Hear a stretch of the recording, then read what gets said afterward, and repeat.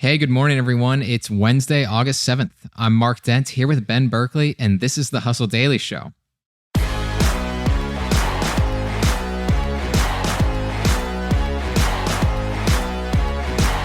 Earlier this week, a federal judge ruled that Google is an illegal monopoly, which is not a good thing to be. The judge said that Google has used its power and wealth to suppress competition in search.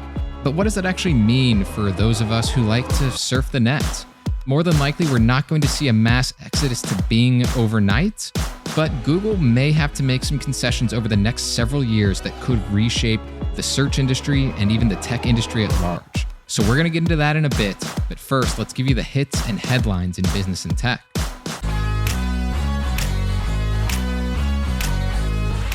All right, in stock news, because we know everybody's been paying a lot of attention to that lately, thankfully, the global markets bounced back a bit yesterday. Not all the way back from Monday's losses, but enough to at least soothe most fears over immediate economic panic. The SIBO Volatility Index, for instance, which is a prominent way that Wall Street gauges fear, dropped down to around 25 on Tuesday after it hit a 4-year high of 65 on Monday. And for the record, the Nikkei, Japan's version of the stock market, also rebounded pretty strongly. So this was, not just here, this was a global sort of rebound, right, Ben? Yeah, I mean, it's definitely a much better day, and we're grateful for that. I mean, hopefully this will all feel like a distant memory next month if the Fed does its thing and lowers rates. Just got this hunch that markets might really like that. I think that they will too. It is one of those kind of interesting things where for the last 2-3 years, people have worried about inflation, rising prices, and the specter of the economy just coming to a crash. And then something like this happens. And at least so far, there really has been, I think, somewhat of a measured response, which is somewhat unexpected. And I think that could just be in part because, the stock market had been doing pretty well so far this year, and it's kind of just fallen back to probably where it maybe should be, I guess.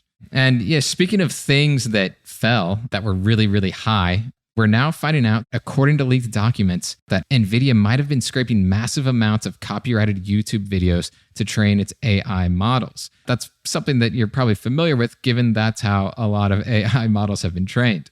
The company used virtual machines to automatically change IP addresses and avoid detection by YouTube, so that's why it's just starting to come out. Moving on to big tech, Microsoft claims Delta was repeatedly offered help amid the CrowdStrike outage, but it failed to respond. Delta, as you may recall, was hit harder than other airlines, canceling around 5,000 flights, and according to Delta CEO Ed Bastian, losing $500 million. But Ben, Microsoft might be kind of digging its heels even deeper into this whole CrowdStrike crisis. Yeah, this is all just pre-court positioning. Delta said they're going after Microsoft and CrowdStrike for damages. Microsoft obviously wasn't just going to swallow that $500 million pill. So they're making this fight bigger. Microsoft also requested Delta's records showing how it uses technology from IBM and Amazon, and specifically how they contributed to the airline's hellish run last month. So we're just clearly going to be talking about this outage fallout for a very long time. Let's say for the rest of this year, if not far longer, because this case is just heating up. Right. And everything is tied together. All the big tech companies, they're all in together on these things, it seems like, when something good and something bad happens. And, another one of these companies, not quite as big, Uber, just said its advertising business has hit $1 billion in revenue. Uber Ads launched in 2022, and it sells ad spots across Uber and Uber Eats in apps, emails, in-car tablets, and even on car tops. And finally, we're moving on to, I think, our favorite big brand of all, Taco Bell. And Taco Bell is officially the savior of its parent company, Yum Brands. And why is that? Well, it's because same-store sales fell at both KFC and Pizza Hut in the last quarter, but the company's earnings were buoyed by a 5% increase in living moss, aka Taco Bell kind of came to the rescue once again. I mean, we get regular confirmation of this, but Taco Bell was built for these times. They are often the cheapest in that space. They are always the fastest. Their menu is never stale. Their marketing, it's not super memorable all the time, but they don't really fumble. And just technologically, they're on point. Their app is one of the tops in the business. So it's no wonder why they're able to kind of keep Yum Brands afloat. I mean, big losses for KFC and Pizza Hut. in this last round. So they're going to have to keep picking it up, it seems. I think more than ever that the last few months, maybe last year-ish, has shown the power of Taco Bell. Because like you said, we know that they do a really good job of innovating, having these new types of foods, including healthier kind of options in a way that other fast food restaurants just haven't been able to replicate. But when you see places like Wendy's, McDonald's, and of course the other Yum Brands locations just struggling so much with inflation, I mean, Taco Bell, their prices, they've gotten higher, but people are still going there. Big win for Taco Bell. Okay, but let's get on to the main story now. For the last few years, Google has controlled about 90% of the global search market. It's been the default search engine for users on the company's own Android operating system, as well as on Apple devices and on any number of different web browsers. But a federal judge just ruled on Monday that Google used illegal methods to maintain that monopolistic hold on the market, rendering a decision on a case that was first initiated 4 years ago. So what happens now? Well, to be very quickly summing it up, Google can appeal, and no matter what, these things will take years to unwind. But the ruling could lead to massive changes in search in the not-so-distant future, and it really is a decision that is sending shockwaves throughout the tech community, kind of regardless of how everything unfolds here in the coming months and years. So we're going to go through all of this. But to start off, Ben, let's just get to the basics first. Why did the judge rule that Google used illegal methods to maintain its monopoly? So we all know this. Google isn't just one place for online search. It is online search. It has a premier product on the market, available in the most places. It is the verb for searching. Mm-hmm. And the argument that the Justice Department laid out is that they maintained that position through anti-competitive behaviors, like, kind of what you were mentioning, paying obscene sums to other companies like Apple or Samsung, this to have Google as the default search engine on their devices. So put simply, this comes down to Google uses their immense spending power to corner the market, and that ran afoul of the federal government. Yeah, and it's kind of funny because the judge did agree that Google is the best search engine. And before we get to more kind of implications of all this, there was just some really funny testimony that came out of this trial, of course, that I think needs to be brought back up again. Mainly that an Apple executive who, again, Apple gets paid money by Google so it can be like the default search engine. And this executive said, "I don't believe there's a price in the world that Microsoft could offer us. They offered to give us Bing for free. They could give us the whole company." Rude.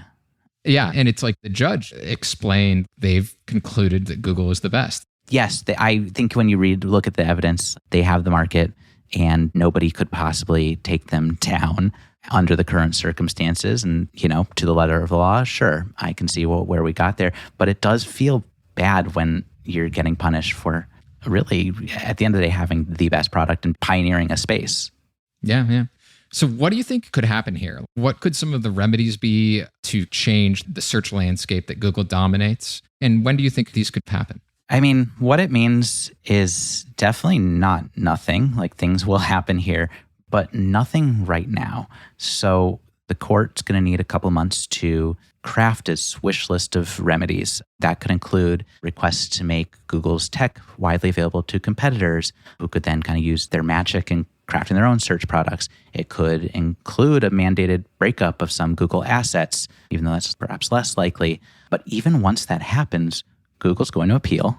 That process will almost certainly take years, could even wind up in the Supreme Court someday. And if that happens, all bets are off. You kind of have to factor in political climate, and, the next president could shift the court's balance in a more antitrust friendly or antitrust opposing direction. There's so many variables here, but, you can kind of trace how this might go based on a turn of the century case that Microsoft actually found themselves on the rough side of. Yeah, and what happened there?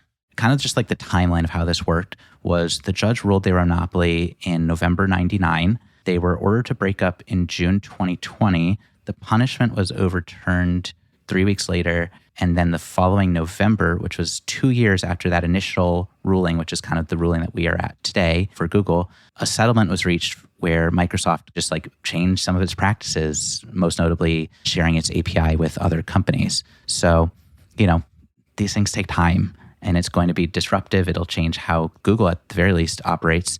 But I think based on that, it's going to be, I think, years until we know what that looks like. So the remedy that's most compelling to me is the potential that the judge could decide that Google is not allowed to shell out billions to companies like Apple to make Google the default browser. Because I find that would be, in some ways, a victory for Google. I mean, it would probably lead to be a slightly smaller percentage of search traffic for them, because I do think some users might opt to just try out DuckDuckGo or Bing or something like that on their iPhone, if that were the case, like if they were given some easy way to have a choice. But that said, I mean, yeah, Google paid literally $20 billion to Apple to do that. And if Apple says like, well, Google's the best, well, then why the heck was Google giving them $20 billion? So if they're literally not allowed to do it, I don't know. I just see there being this world where Google maintains almost as much power while saving money, and the money that it saves is more or less enough to offset whatever it might lose in searches. We should note, though, they would stand to lose a lot. If they lost 60 to 80% of their search volume, which is kind of what would be expected if they stopped being the default browser, that's a lot of money. Right. But those devices, I'm saying, are still going to probably use Google as the default browser. True. Yeah, you're right. This almost seems like it might be worse for Apple than for Google in some ways. I don't know. Yeah, I guess I could see that happening. And I also think that we are going to see other companies feeling the hurt from this as well, just because it's setting a little bit of the table stakes as we get into other cases where Apple has an antitrust case against them, probably multiple at this point. Meta has the same. Amazon has been just like constantly in different court battles. So I don't even know what that could mean for these other companies and just the way that we are approaching big tech in this country anymore. Yeah. The legal battles are not going to stop.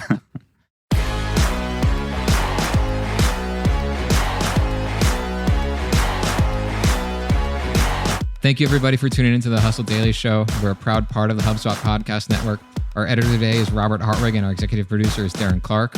We've got a lot more tech and business coverage in our newsletter, so if you're not subscribed, please go get signed up at thehustle.co/email, and we will see you tomorrow.